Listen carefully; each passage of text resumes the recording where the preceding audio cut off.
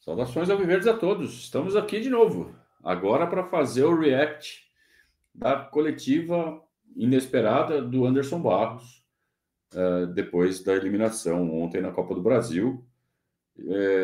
Já começo dizendo que gosto dessa postura, né? É nesses momentos que tem que aparecer o diretor. Até melhor que aparecer a presidente, né? O Barros tem muito mais vivência no futebol do que a Leila Pereira, então gosto da ideia de ver o diretor dando as caras. Agora, vamos ver se vai ser só enrolation ou se ele vai realmente falar algo que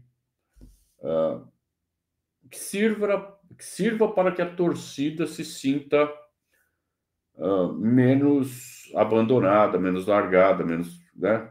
Que a impressão que a gente tem é que o time está com o rumo abalado.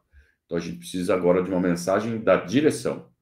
Vamos ver o que o Barros falou. Eu acelerei um pouco a entrevista dele, a velocidade, porque a entrevista é um pouco longa, e a gente sabe como é o estilo do Barros, então está um pouquinho acelerado, mas acho que dá para entender. Marcos da Jovem Pan, a 8ª eliminação da era Abel Ferreira jogando dentro do Allianz Parque. Palmeiras que no início da temporada investiu quase $500 milhão e a impressão que fica é que não entregou dentro de campo tudo aquilo que pode entregar de potencial. Hoje, dentro do clube, existe uma cobrança ao trabalho do Abel Ferreira e ela é feita por você ou pela Leila Pereira? Bom, primeiro eu quero comentar a premissa. Time de $500 milhão. É o tipo de crítica reducionista que ela é tola. Esse tipo de crítica é tola. É o tipo de crítica que é casca de banana. Cria uma retórica, cria uma ideia, né? E aumenta a ebulição. Então, isso é coisa de jornalista que está interessado em piorar a situação em vez de elucidar. E cada jornalista faz o que quiser. Tá? Agora a gente tem que ficar atento para esse tipo de profissional e cabe ao Barros dar uma boa resposta. Que time de $500 milhão tem um monte de senões nessa afirmação. Né? É uma coisa muito reducionista. E não é assim que se analisa futebol. Mas vamos lá, vamos ver o que o Barros fala. Boa noite a todos. Pedro, isso? Só para eu poder associar. Nós investimos, sim, nessa temporada. Nós esperávamos, sim, que essa equipe já pudesse estar rendendo. Mas nem sempre acontece dessa forma. Todos nós nos cobramos muito no dia a dia. Presidência, diretoria, comissão técnica e principalmente os atletas. Todos se cobram muito. A gente poderia considerar nessa sua fala, por exemplo, a questão do próprio Paulinho. Né? Foi um grande investimento que nós fizemos. Mas, infelizmente, não aconteceu da forma que nós esperávamos. A participação dele no Mundial mostra, por exemplo, que tomamos a decisão certa ao trazê-lo. Mas, infelizmente, situações que fogem ao nosso controle acontecem. Né? Então, a gente precisa entender todo esse processo, mas você não tenha dúvidas de que nós somos extremamente cobrados, né, nessa linha que eu te falei agora, da presidência para com a diretoria, da diretoria para a comissão técnica e da comissão técnica para os atletas. Mas, principalmente, cada um desses segmentos se cobra ao extremo por não estar entregando aquilo que a gente sabe que pode entregar. Perfeito. Oi, Anderson. Perfeito. Gostei da resposta. Primeiro, tratou de desmistificar um pouco esse discurso dos 500 milhões. Boa parte desses 500 milhões é o Paulinho que não está disponível. Uma aposta que a diretoria fez. Talvez aí tem que se questionar a parte médica. Ou não, porque eu não entendo nada disso. De repente, era uma aposta que seria bacana ser feita e deu errado. Com chances pequenas de dar errado, deu errado. Não sabemos. Então, não é 500 milhões. Os 500 milhões não estão jogando, cara. O Paulinho era parte importantíssima nisso. E não está jogando. Fato. Né? E não é simplesmente, não é miojo, né? Não é aquela coisa que você põe na panela, né? E ele fala, achávamos que já poderia estar dando resultado e não está. A gente está cobrando. É isso. Essa é a resposta. Né? Mais do que isso, é só ele chegar e falar assim, olha, eu botei o dedo na cara de fulano, eu falei isso para ciclano. Aí esse tipo de detalhe, é claro que não se expõe. Não se deve expor. mas saber que está, pelo menos a palavra do diretor é essa, que está sim havendo cobranças e que estão insatisfeitos, e aí a frase que ele usou: sabemos que podemos entregar mais. Então ninguém está sentadinho ali em cima da pilha de dinheiro e satisfeito. E o próprio semblante dele aponta isso. Então eu acho que satisfeito não é a palavra, mas a resposta ela me parece correta. Nicolete da ESPN. Claro, Nicolete. Tudo bem? Joia. Hoje teve a manifestação da torcida xingando diretoria, você, jogadores, o próprio Abel, né, nos gritos do Abel até dividiu o estádio, né? Uma parte vaiou a manifestação da torcida, a organizada lá continuou protestando até contra o técnico. Não é justo. Como é que vocês dividir. Conversaram sobre isso? Porque a gente viu aí na entrevista. Não é justo dividir entre organizada e não organizada, tá? Tinha, pelo menos fora da organizada, tinha gente xingando o Abel também e gente fora da organizada pedindo silêncio. Não xinga o Abel. Eu acho que naquele momento o xingamento era justo, porque ele errou, ele foi muito mal do jogo. E aí aquele momento do ódio, da raiva, né? Que acontece numa situação como aquela, sendo eliminado pelo Corinthians em casa, etc. Vista que ele estava até muito chateado por essa situação. O Palmeiras ainda pretende renovar o contrato com ele, ou no final vai fazer uma avaliação? Como é que foi essa conversa? E como é que você imagina dar a volta por cima num cenário como esse? Só tem uma forma de se dar a volta por cima. Precisamos trabalhar. Trabalhar. Discurso. Ou como nós falamos internamente, pedalar.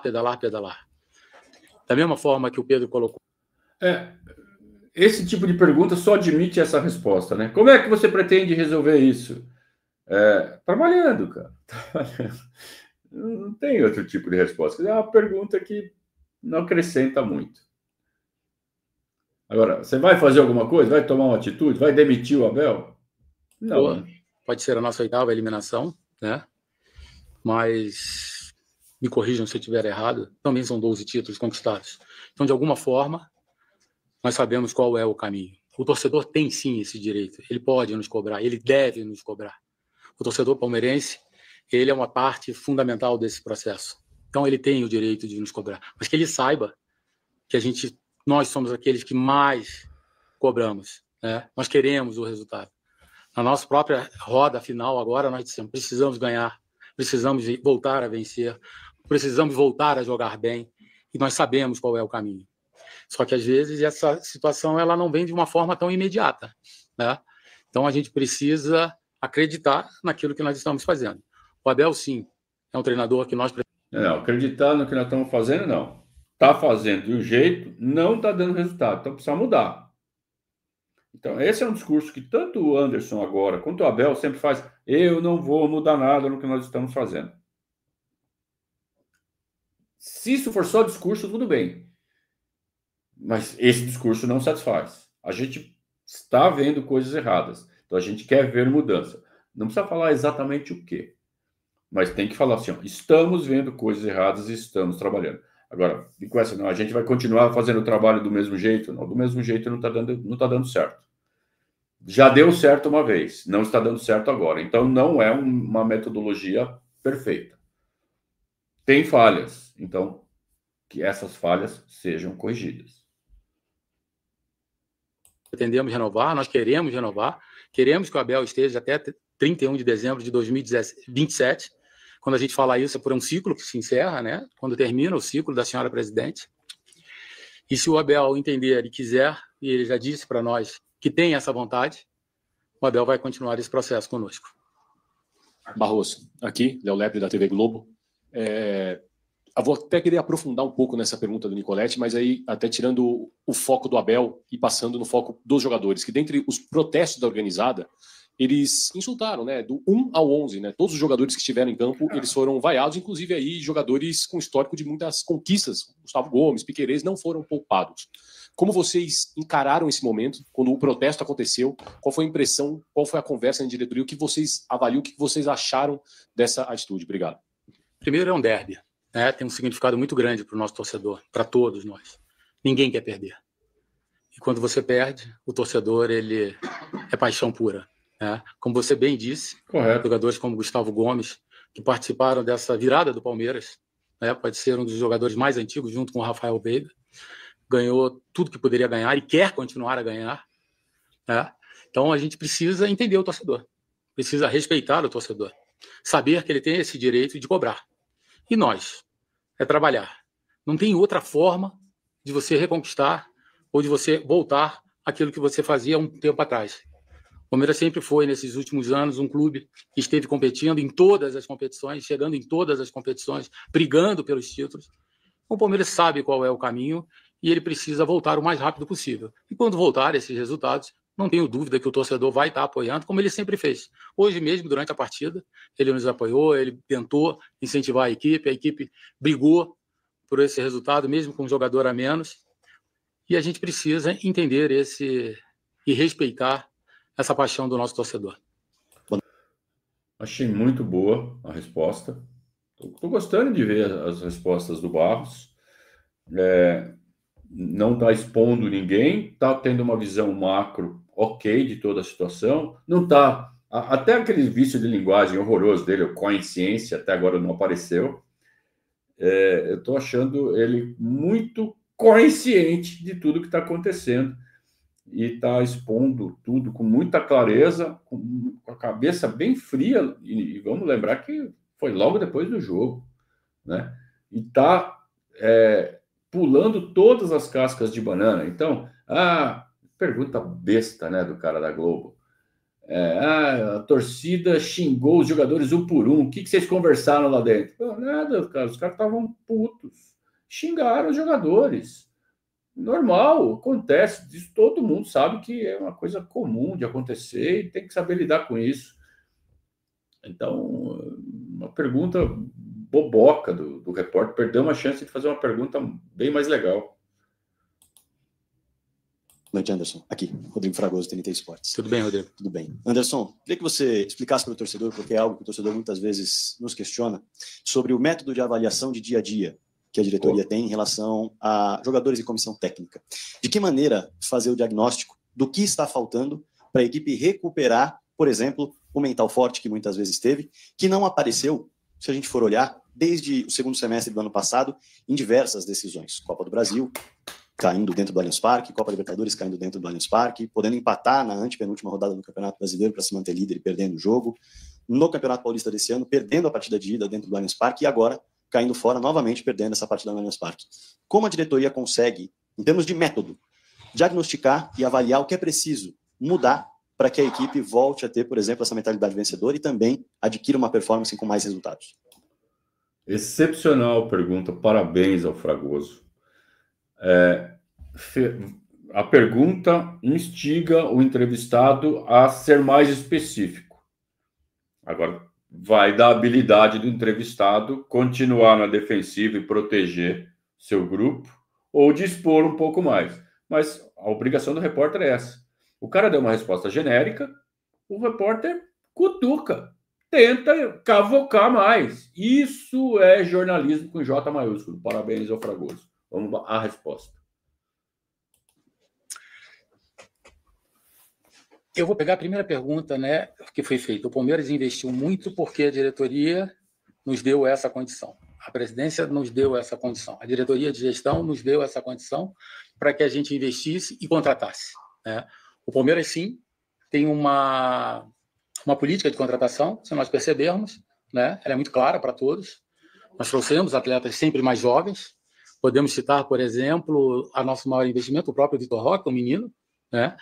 Nós não podemos esquecer que durante o Mundial, por exemplo, a linha de frente do Palmeiras, toda ela tinha menos de 20 anos.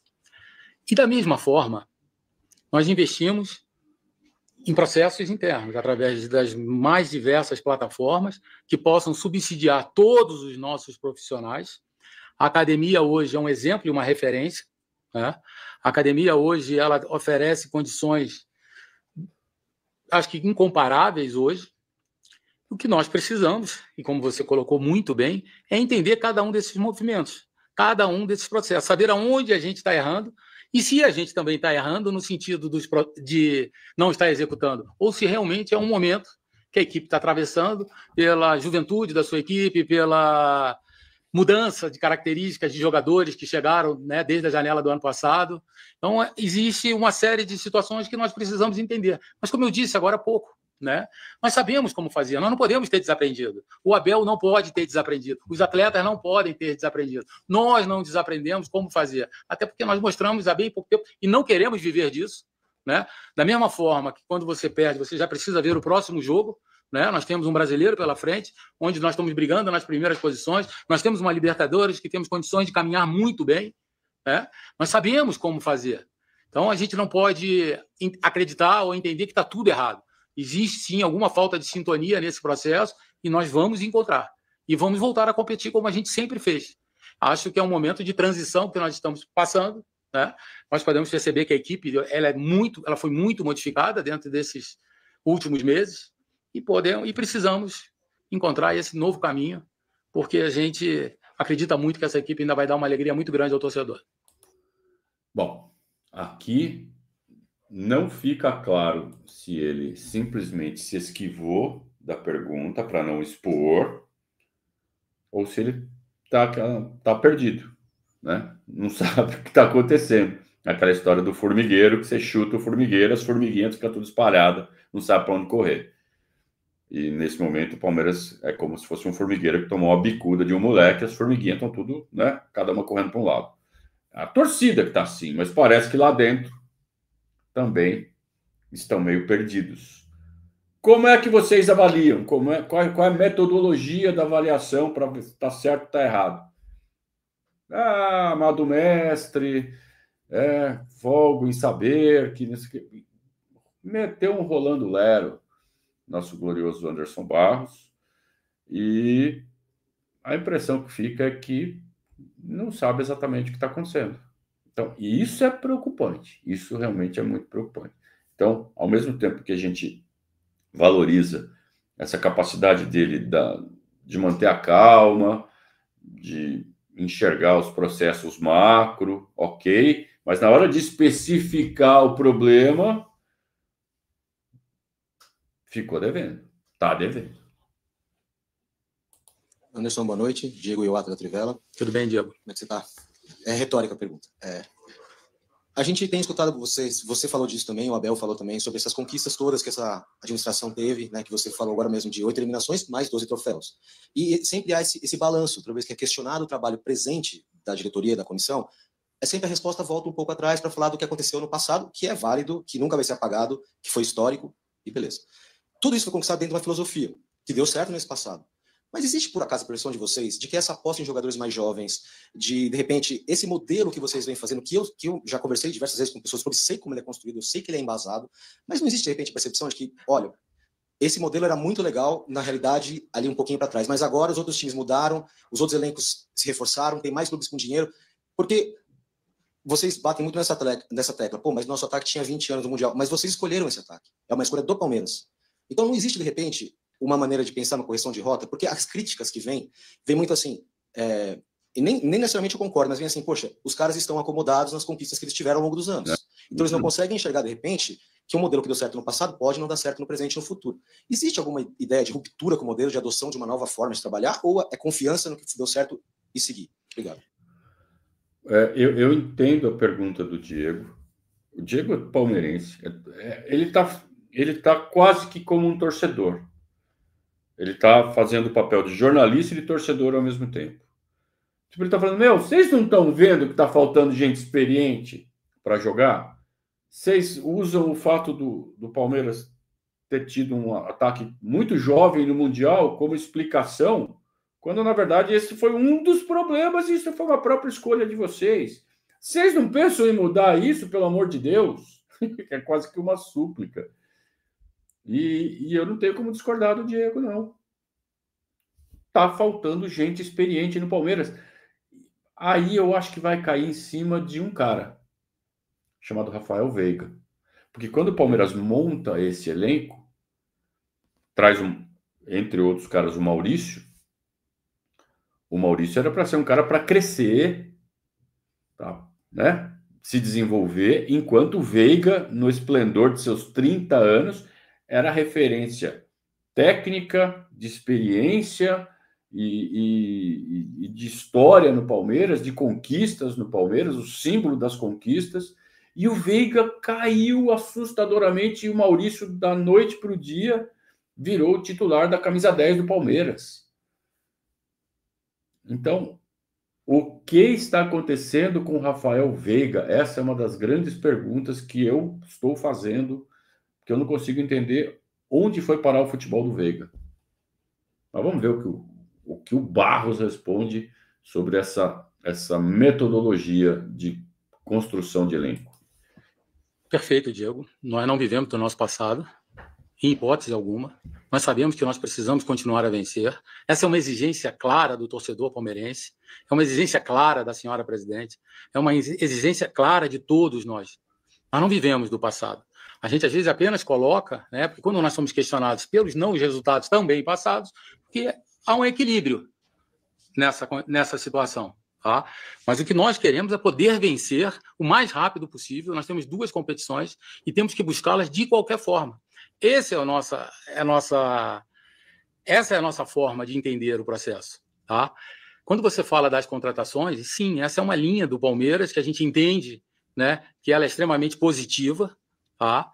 A gente não pode julgar que as contratações por idade, independente de quais sejam, né, sejam atletas de 20, 22, 25, 28 ou 32, não importa. É uma característica do Palmeiras que ele vem adotando nos últimos anos. Ela tem funcionado. Não é por causa dessa jovialidade de equipe ou das contratações que os resultados não estão aparecendo. Né? É um conjunto, como disse o Rodrigo agora, né? São tantos processos, né, para você trazer uma equipe para dentro de campo, e em algum deles a gente pode estar falhando e a gente precisa corrigir. Mas a gente precisa ter confiança no que a gente está fazendo. Se a gente não tiver confiança, não tem porquê. Eu acredito muito no trabalho que está sendo desenvolvido, acredito muito que o Palmeiras ainda vai dar alegrias ao seu torcedor nessa temporada. Nós vamos buscar nas 2 competições que nós estamos disputando ainda. Né? Então, eu acredito que, como você disse, e eu vou usar uma frase, né?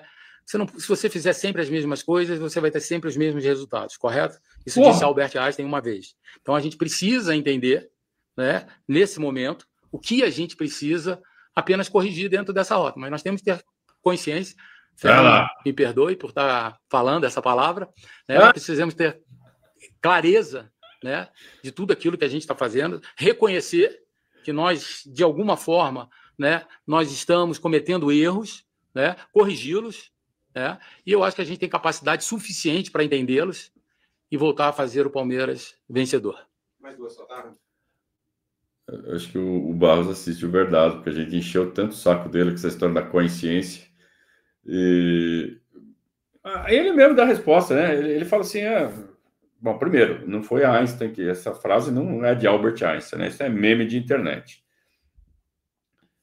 Mas não pode continuar fazendo as mesmas coisas, está dando errado, então alguma coisa tem que mudar. Mas ao mesmo tempo ele fala, não, mas a gente tem muita confiança no trabalho que está sendo feito e não vão mudar. Ué, então vai mudar ou não vai mudar, Barros?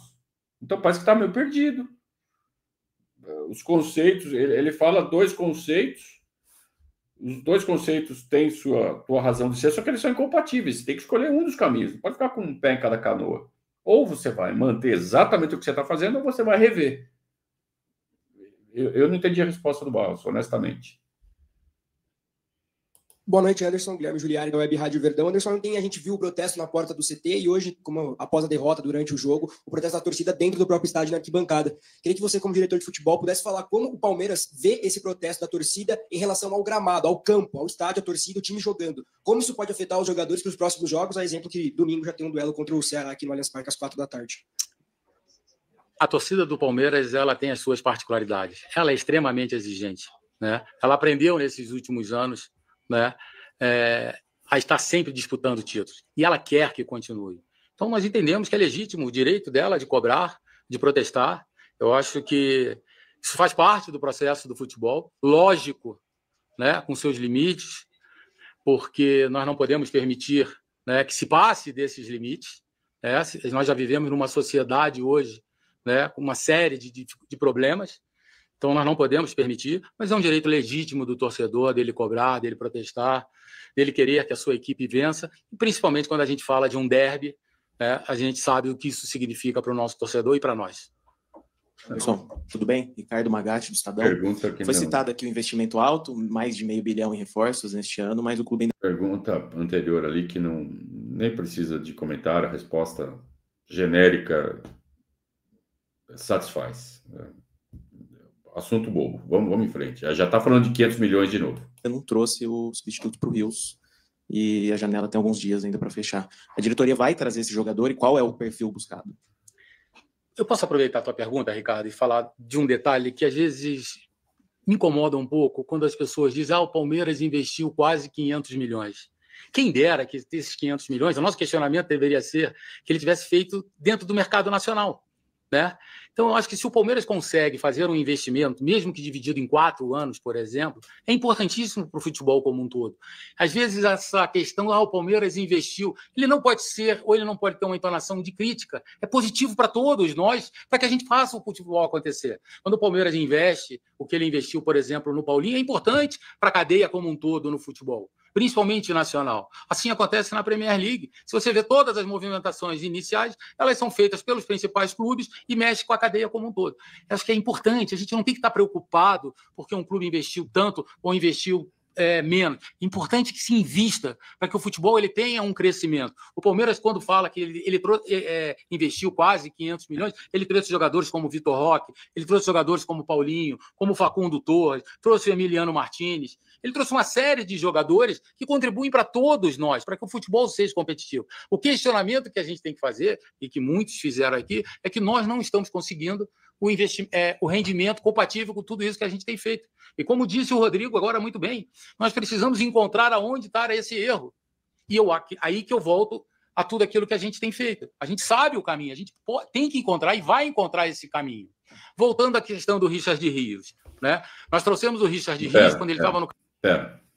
Então, ele arrematou um assunto, né, anterior, que é a história do 500 milhões. É muito reducionista. Vou ser repetitivo aqui, me desculpem, porque o tema é repetido. Porque 500 milhões. Time de 500 milhões não joga nada. Futebol não é miojo. Gastar 500 milhões não é problema, é uma coisa boa. Ninguém da torcida está falando que é ruim gastar 500, que estão reclamando que querem resultado em cima dos 500, e aí entra o imediatismo, né? E tem time que você gasta, investe e responde rápido, tem time que demora um pouco mais, tem time que não responde. Então aí que entra a identificação dos problemas. Bom, não está respondendo rápido. Então, primeira pergunta que tem que se fazer, não está respondendo rápido, mas é um time que tem futuro, que está no caminho certo, ou tem umas coisas ali que tá na cara que não vai evoluir. Cada um tem a sua visão. E se a resposta for, tá na cara que não vai evoluir, tem que mexer, tem que ajustar. Então é isso que a gente espera que a diretoria do Palmeiras faça. Rápido. Tem ajustes que dá para você esperar até o fim do ano, tem ajustes que tem que fazer agora, já. Entre outras coisas, contratar um cara para jogar ali na meiuca que tem esse perfil de líder. O Lucas Evangelista eu acho um jogador muito bom para compor o elenco. O Palmeiras precisa, nesse momento, de um camisa 8, um meio-campista para liderar o time em campo, ser referência de presença, de experiência, referência técnica, ou seja, um craque. Então o Palmeiras tem que gastar uma bala para comprar um 8 que acerte esse time. E repito, gosto muito do Lucas Evangelista, mas não é esse cara. Se o Palmeiras tivesse um 10 com esse perfil, beleza. E esperava-se que fosse o Veiga. Mas o Veiga, por alguma razão, caiu assustadoramente de produção. Campeonato Paulista, jogando pelo Guarani, por exemplo. Nós trouxemos o Lucas Evangelista já pensando nessa condição, né, de equilibrar a equipe, mesmo com esse movimento já definido pós-mundial. Então, a gente vai buscar, sim, a gente vai encontrar outra peça para que a gente possa recompor e fortalecer essa equipe. Mas nós sabemos que os atletas que nós temos hoje dentro dessa equipe são extremamente capazes de levar o Palmeiras ao lugar que ele tem que estar. Pô, nós não podemos esquecer o que cada um desses jogadores recentemente fizeram nas suas equipes, né? Quando nós trouxemos jogadores, vou citar o exemplo aqui do próprio Vitor Roque, né? Todos nós percebemos e entendemos que era uma contratação excepcional, e ela vai acontecer naturalmente, né? É assim como dos outros atletas que nós trouxemos. Então, eu só quero que a gente possa ter esse equilíbrio, né, nos nossos posicionamentos, porque eu acho que o Palmeiras sempre conseguiu. Olha, que eu posso dizer, fui sempre, Ricardo, extremamente cobrado pelo torcedor, pelas contratações, mas nós sempre mantivemos uma linha, e dessa linha o Palmeiras sempre conseguiu chegar no lugar que ele tinha que estar.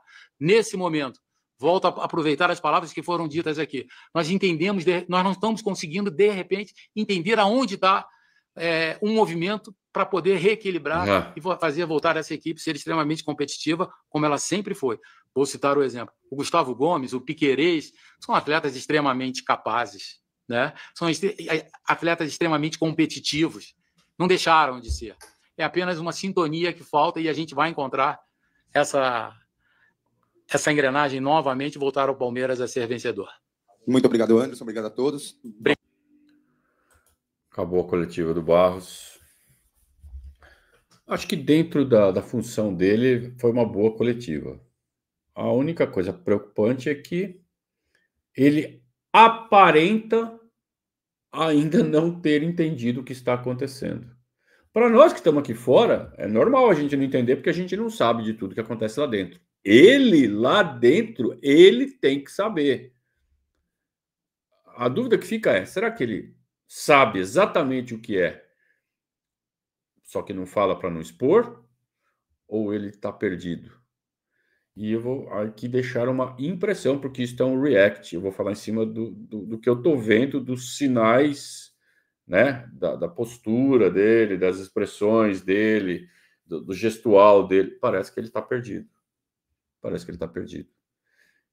Me passou essa impressão. Isso está me deixando muito preocupado, porque ele é o comandante, ele é o diretor de futebol.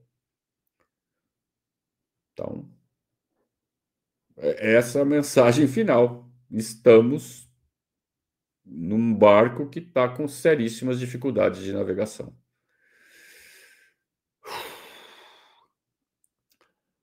Vamos lá. Tem jogo domingo. Palmeiras e Ceará, Campeonato Brasileiro. Tem Brasileirão e tem Libertadores ainda. Qual a perspectiva de ganhar esses dois campeonatos? Diminuiu bastante. A confiança cai demais depois do que acontece ontem. A gente sabe que derby normalmente tem consequências sérias para quem perde. Quando é um derby eliminatório, então, isso potencializa. E do jeito que foi, potencializa ao extremo, né? Então, o Palmeiras está navegando em águas extremamente caudalosas e o controle do navio parece que está deixando muito a desejar. Mas, repito, eu acho que foi uma boa entrevista. Uma entrevista esclarecedora, né? Só que o que foi dito preocupa. Obrigado a todos pela companhia, pelo apoio de sempre. Seguimos juntos, na boa e na ruim. Um grande abraço, saudações alviverdes.